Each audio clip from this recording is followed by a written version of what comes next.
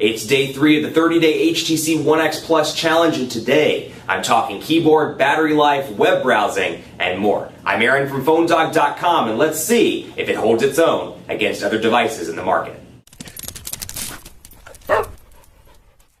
You know, look, I've said it before, I'll say it again. The thing that I like about the HTC One X and quite a few of the One devices, they've really done a good job of improving the standby time on these devices. I'll give you a perfect use case. You can see the battery's at 90% right now. The reason it's at 90% is because I charged it late last night. It charged up to full, I think if I remember right, around 10:15 or 10:30 last night. I unplugged it, I let it sit out on my nightstand while I was sleeping, and when I came into the office this morning, even with emails, with stuff on the device, relatively minimal use in terms of anything more than looking at an email, and if I needed to respond, I went to the computer.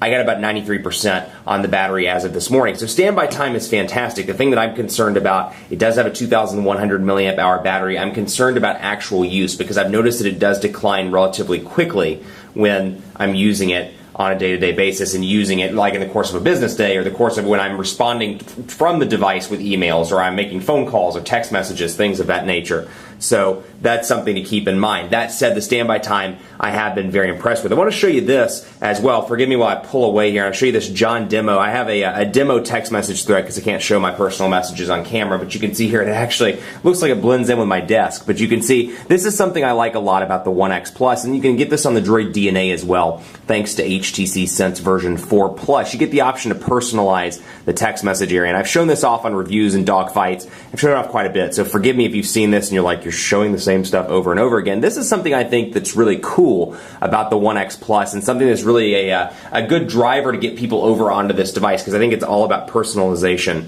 in 2013. So you can see you can change the background, for example, and you can change the text boxes as well. Personalized, we can go into colors, and I can change these around. I gotta remember what my colors were because I want them to go back to the original. But yeah, not as much customization, comparatively speaking, as some other devices, but I still like that ability to customize the text boxes, the background, and really kind of make this device my own. Something else I'm loving, and I've talked about this again in reviews and dogfights, and actually I think I talked about this in day 1 of the challenge, they've made substantial improvements to the keyboard. And I've always kind of had a love-hate relationship with HTC's keyboard. It's very popular, and regardless of whether you love or hate it, it's very well known as an Android keyboard on the market. Well, this is Android 4.1, and they've improved the keyboard, made it a little bit different. And if you compare this, which I don't have one handy, but if you compare it to an HTC Sense 4.1 device or something running Ice Cream Sandwich, the One VX, for example, you can see that the keys are more spaced apart. This keyboard is absolutely fantastic. You've got the 4.7-inch display, so it's relatively, when you can actually spell stuff, when it is relatively easy to type on. Relatively easy to type on. The autocorrect is good. It keeps up with me, and this is the first time I really did not care for the keyboard that came on the One X, which was the Android 4.0 keyboard, the One VX, which is the Android 4.0 keyboard.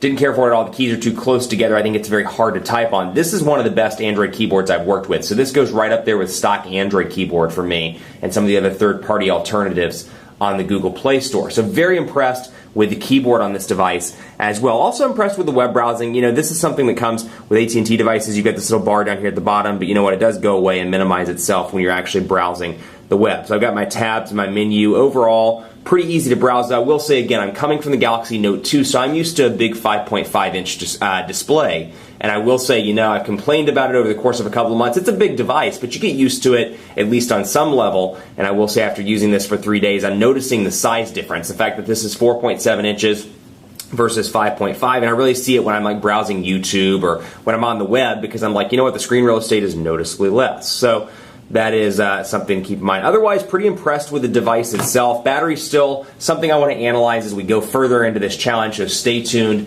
for that and keep it locked on PhoneDog.com for continuing coverage of the One X Plus challenge. Let me know what you'd like to see. PhoneDog_Aaron on Twitter, Facebook, Facebook.com/HiAaronBaker or Facebook.com/PhoneDog. Hit me up with questions, thoughts about the device, what you want to see, and I'll do my best to cover those in subsequent challenges. I'd like to load up some more stuff on the 64 gigabytes of space as well, see how that handles, or how it handles things rather, and take a look from there going forward. So a lot more coverage to come between now and the end of the 30-day challenge. So keep it locked on PhoneDog.com, and as always, we'll see you next time.